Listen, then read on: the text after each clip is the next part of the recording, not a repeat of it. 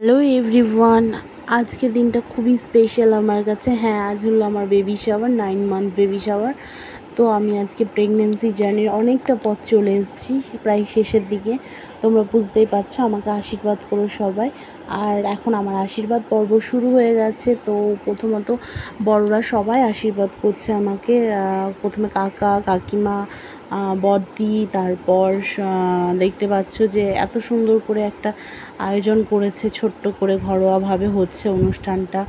তো কি হচ্ছে না হচ্ছে সবই বলবো, দেখতে পাবে। এই যে বড়দি গিফট দিতে ভুলে গেছিলো, আমাকে একটা শাড়ি দিয়েছে। সবাই আমাকে শাড়ি দিয়েছে, তো শাড়ি, ব্লাউজ এবং আলতা, সিঁদুর সবই দিয়েছে। আর এই যে ছোটো ননদ আশীর্বাদ করবে না, ও গিফট দিয়েছে খালি।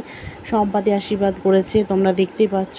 এবার বড়দি আশীর্বাদ করেছে, বড়দি ভাই আশীর্বাদ করলো, গিফটও দিল। সবাই আশীর্বাদ করছে। এই দিনটা যে কতটা স্পেশাল সেটা সবাই জানো। কিন্তু কি বলে তো, এই যে দুষ্টুকে নিয়েই বসে পড়েছি এখন আমি স্বাদ খেতে আর কি।